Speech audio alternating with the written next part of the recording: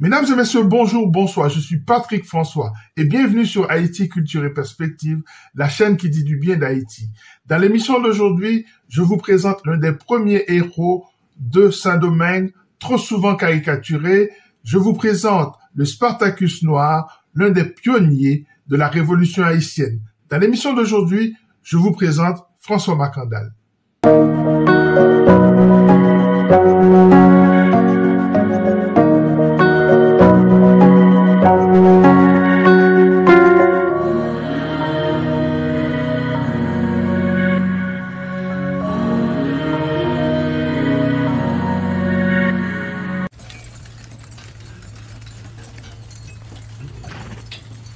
François Macandal n'est pas le premier résistant au système esclavagiste et colonial.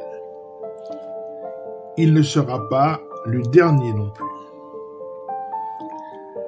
L'esclavage a duré 300 ans et le régime a enregistré 300 ans de lutte acharnée contre lui. Face à ce système inhumain, plusieurs formes de lutte sont inventées par les esclaves. Michel, Padre Jean, Santiago et Polydore lancent le marronnage. Le terme cimarron désigne le bétail fugitif. C'est de là que vient le mot marronnage. Padre Jean, qui opère une guérilla dans le nord de l'île depuis 1676, autour de l'île de la Tortue, de Port-de-Paix et de Port-Magot, est tué avec ses compagnons au cours d'une bataille contre les boucaniers esclavagistes au service de la France en 1679. En 1719, un marron du nom de Michel sème la terreur dans la région du Bohorouco. En 1734, un autre du nom de Polydore mène la bataille dans le nord. Il est soutenu par Noël à Port-Dauphin. Candide et Pyrrhus mettent le feu aux plantations partout ailleurs. Mais c'est un vieux manchot musulman et vaudouisant d'environ 47 ans qui flanque aux esclavagistes plus de 10 ans d'insomnie et de maux de tête. Mais qui est cet homme? Cet homme qui s'apprête à faire vaciller l'empire colonial, qui est-il?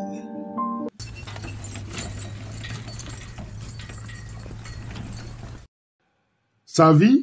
Une légende, un mystère. Est-il né au Sénégal? Est-il né en Guinée? Certains disent le Sénégal, d'autres disent la Guinée. Catherine Ève Roupert dit qu'il est né en Guinée. Était-il musulman? Était-il chrétien? Là encore, les historiens ne sont pas d'accord entre eux.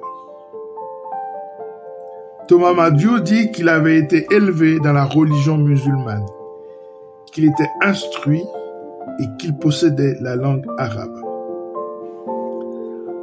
En tout cas, il serait initié au culte du vaudou dès son jeune âge, tellement qu'il serait devenu ougan, c'est-à-dire prêtre vaudou. Sa date de naissance non plus ne souffre d'aucune certitude. On la situe plus ou moins vers 1700. Tout ce qu'on sait, c'est qu'il est esclavagisé et déporté à Saint-Domingue en 1712. À l'âge de 12 ans donc, un enfant. On dit de lui qu'il est devenu un médecin feuille, un homme qui connaît les plantes et leurs propriétés, un homme qui saura, le moment venu, les utiliser. En tout cas, il est décrit comme un homme fort, une force de la nature même, une créature aux yeux fous, un être qui subjugue tout son entourage et l'enveloppe d'un magnétisme puissant, pour reprendre l'expression de Catherine Ève Roupert. Mais là encore, ce témoignage est-il inspiré par une véritable sensibilité historique ou est-il tout simplement le fruit d'une fantasmagorie? C'est cela qui fait la magie de cet être, justement. C'est mystère. Thomas Madiou dit qu'il est devenu très écouté et très influent dans la province du Nord. Il se présente aux autres esclaves tantôt comme un sorcier, tantôt comme un prophète. Il se dit immortel et bâtit sa légende autour de cette idée. C'est Moreau de Saint-Méry, l'historien colonial, qui nous apporte la suite. Il nous dit alors que Macandal était esclave dans une plantation au nord du pays. Il aurait perdu sa main dans un moulin à sucre. Diminué, on va dès lors lui confier la surveillance du bétail. Un travail dégradant pour un homme qui se sent la force d'un commando. Mais cet infirme n'en finit pas de faire parler de lui.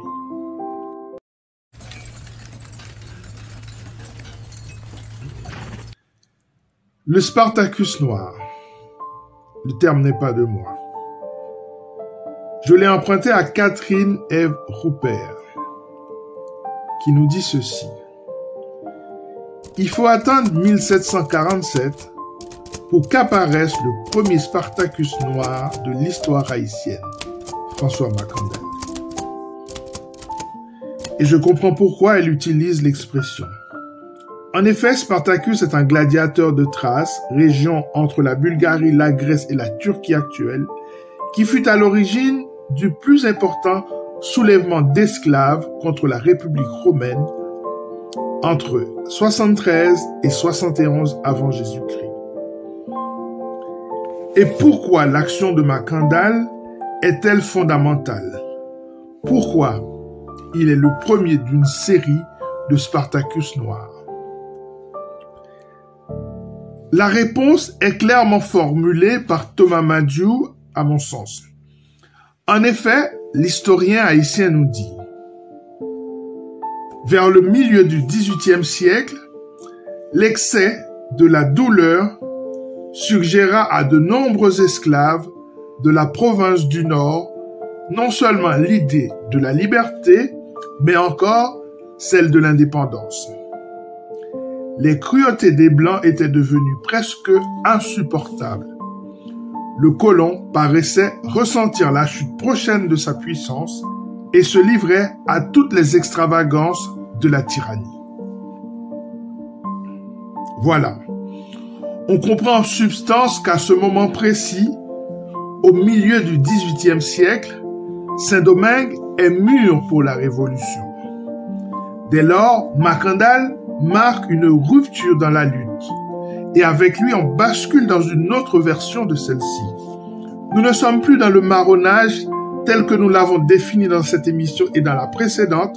Nous ne sommes plus face à du bétail en fuite. Nous sommes face à un homme qui pense le changement, un stratège, un vaillant.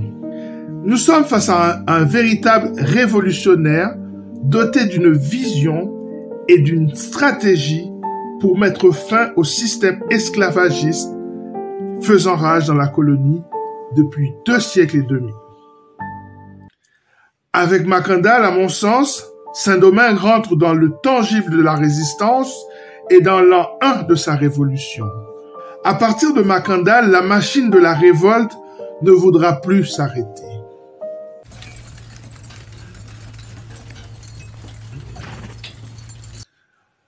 Avec Macandal, la révolte est pensée et planifiée. Il est convaincu que la victoire est possible, mais elle doit venir d'actions collectives. Au fond, il rêve d'un soulèvement général des esclaves. Il pense à une mobilisation dans toute la colonie. Il prépare une action de masse, une action impactante qui mettrait les colons à terre et ferait grandir la confiance des esclaves. Ainsi, pendant 10 longues années, il y réfléchit. Selon Catherine Ève Roupert, il guette les événements extérieurs à la colonie afin de choisir le moment propice pour agir. Voilà un homme en avance sur son temps qui, en 1747 déjà, prend en compte les nuances du système international saisit les possibilités de menaces et d'opportunités du contexte international. D'autres concepts modernes prennent leur sens avec lui, ceux de l'intelligence informationnelle et du renseignement. En effet, il utilise les esclaves domestiques pour se renseigner sur l'état d'esprit des maîtres et de la conjoncture dans la métropole. Par exemple, il sait que la France est en difficulté dans ses conflits avec l'Angleterre et avec la Prusse. Mackandal songe alors que la politique internationale apporte sa contribution à la cause des Marrons, en privant la colonie d'éventuels secours contre une insurrection. C'est ce que nous dit Catherine Eve Rupert encore. Mackandal prépare son action en rassemblant ses troupes et place les guetteurs sur les parcours. L'époque semble alors propice.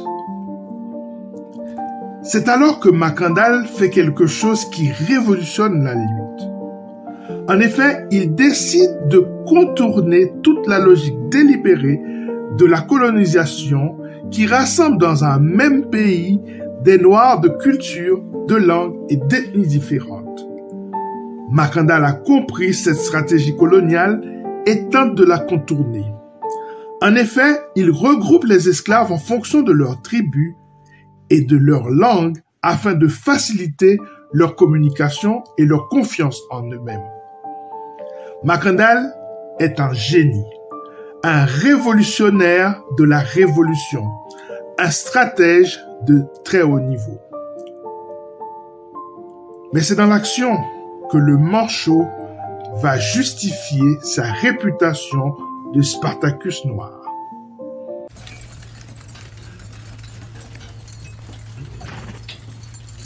L'action marronne de François Mackandal est bien documentée. En effet, vers 1747, le manchot fuit les plantations de Limbé dans le nord et se réfugie dans les communautés marronnes des montagnes. Réputé insaisissable, voire immortel, grâce à ses pouvoirs surnaturels pendant plus de 10 ans, il fait la misère aux colons. Il tue, il incendie, il brûle les plantations, il tue le bétail. Sa technique préférée, le poison. Il développe des potions vénéneuses qui ne font qu'une bouchée des colons. Pour eux, Mackandal, c'est le diable. Pendant 10 ans ou plus, la maréchaussée, qui est la milice coloniale, met sa tête à prix.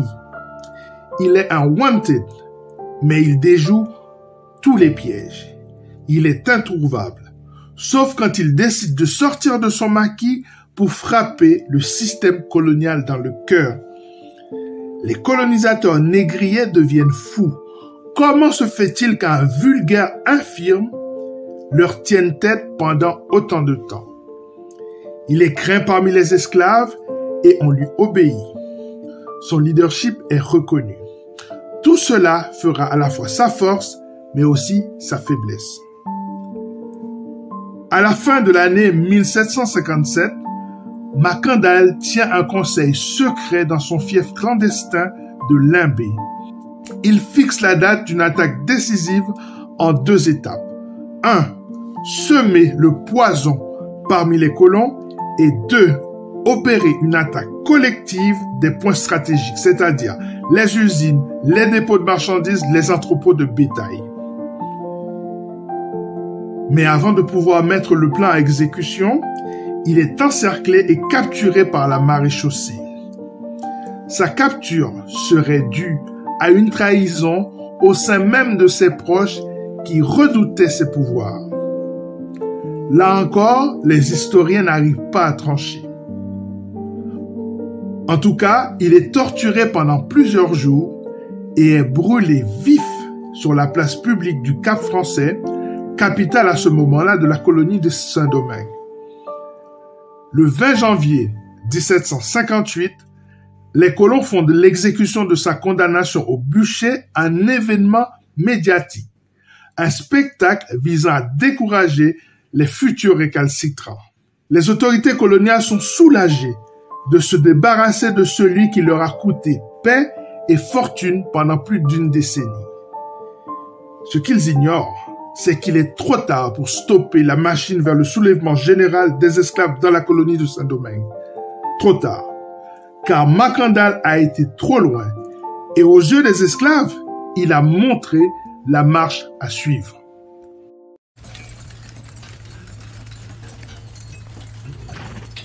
Cette humiliante exécution mise en scène sur la place publique est censée dissuader les marrons.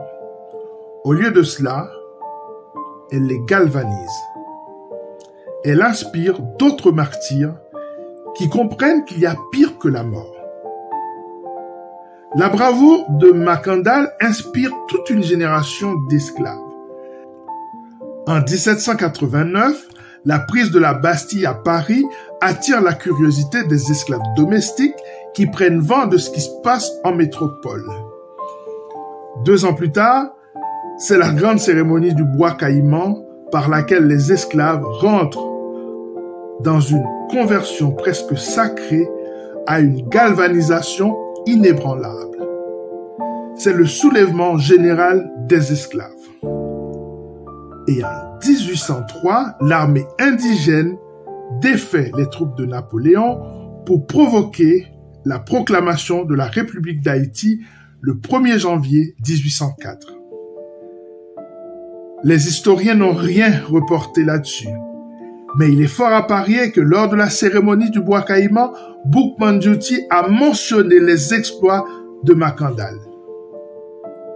Si Macandal peut le faire, ils le peuvent aussi. Voilà, ça est terminé pour cette émission consacrée à François Macandal, un personnage absolument fascinant. J'espère que vous avez appris quelque chose. Continuez à vous abonner à ma chaîne et n'oubliez pas que jamais Francis Fukuyama n'a parlé de la fin de la culture.